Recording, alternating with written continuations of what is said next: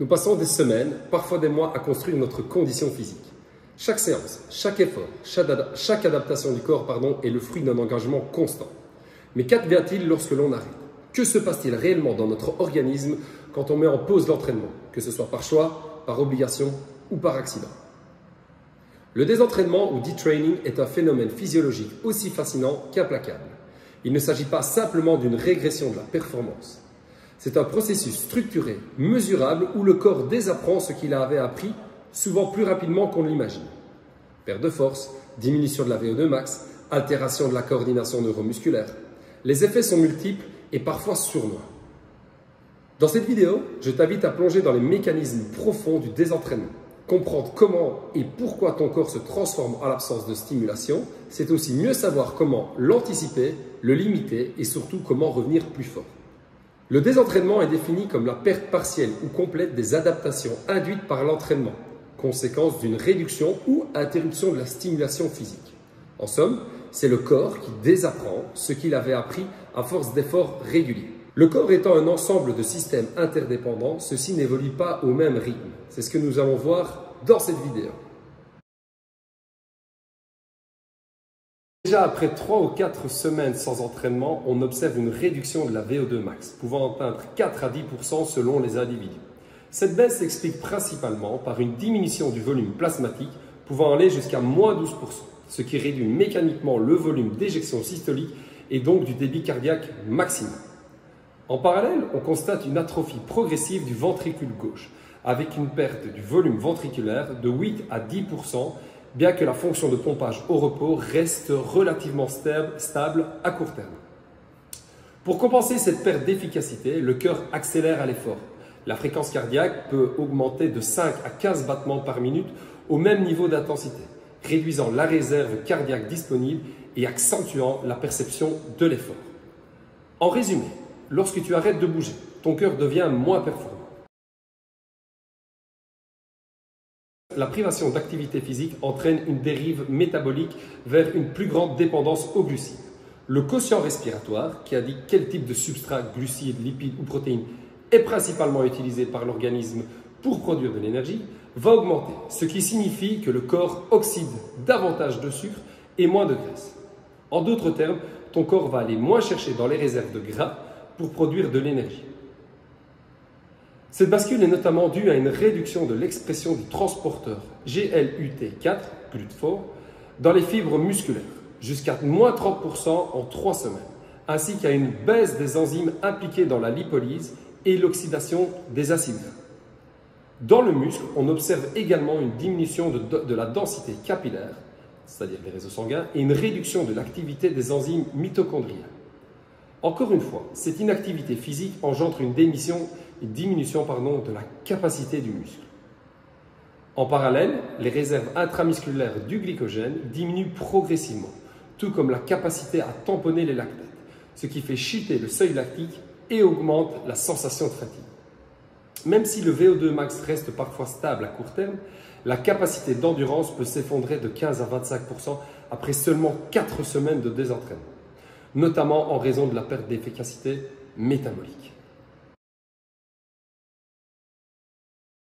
Contrairement aux qualités d'endurance, la force musculaire résiste mieux au désentraînement, surtout lors des premières semaines.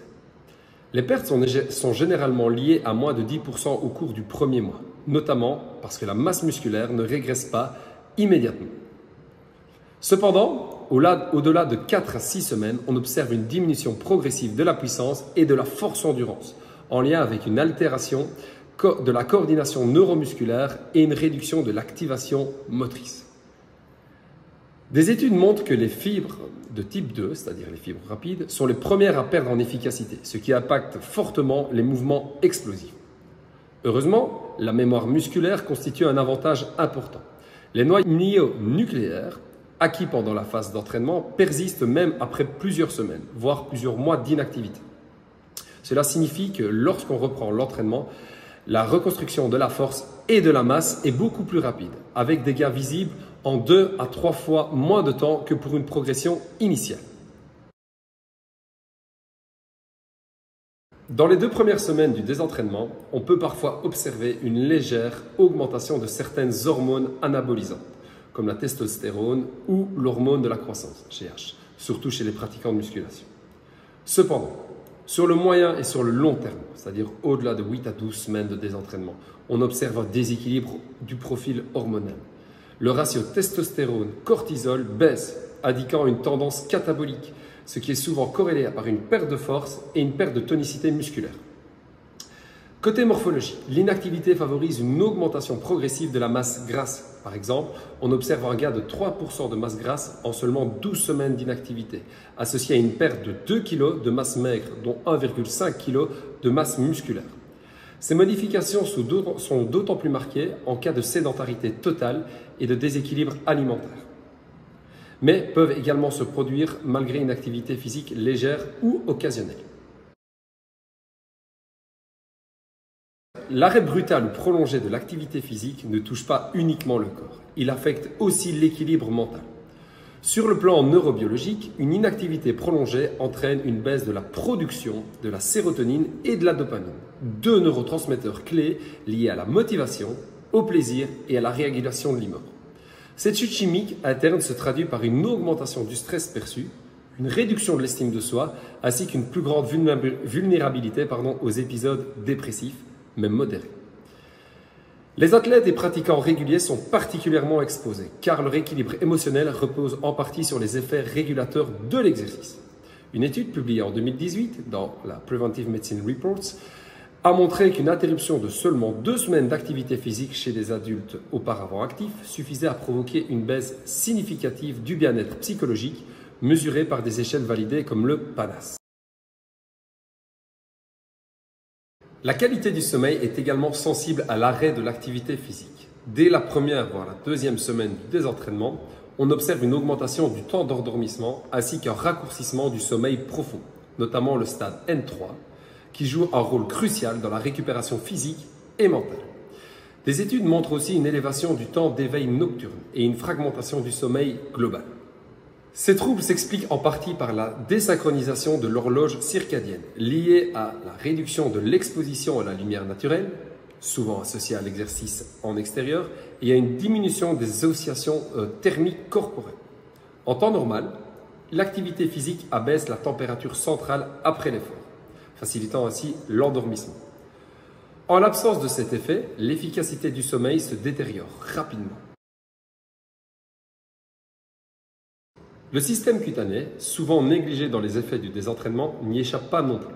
L'exercice physique régulier stimule la circulation sanguine périphérique et favorise une bonne oxygénation des tissus. Lorsqu'on interrompt ces stimulations, on observe une diminution de la microcirculation cutanée, ce qui peut entraîner un teint plus terne et une réduction de l'éclat de la peau. Le désentraînement s'accompagne fréquemment de perturbations comportementales qui, à leur tour, dégradent la qualité de vie. Sans routine d'activité physique, il devient plus difficile de conserver une discipline alimentaire stable. Les études comportementales indiquent une hausse de la consommation d'aliments riches en sucre rapide et en matières grasses après l'arrêt de l'exercice physique, souvent liés à des mécanismes de compensation.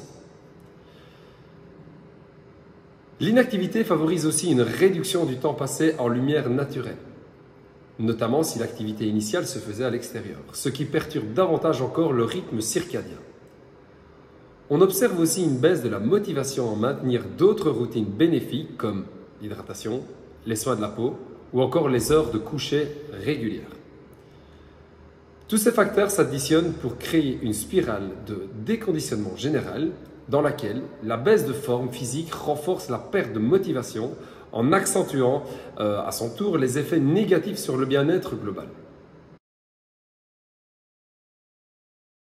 Le désentraînement ne se limite pas à une perte de performance. Il agit en profondeur sur le système nerveux central, le rythme veille-sommeil, la fonction immuno-inflammatoire et le comportement de santé. Ces effets sont discrets dans un premier temps, mais leur accumulation devient palpable dès 2 à 4 semaines de coupure, particulièrement chez les pratiquants réguliers. Reprendre une activité physique, même légère, peut suffire à en atténuer l'impact et à restaurer progressivement une meilleure qualité de vie. Alors, si je n'ai qu'un seul conseil à donner, c'est bouge et surtout bouge régulièrement.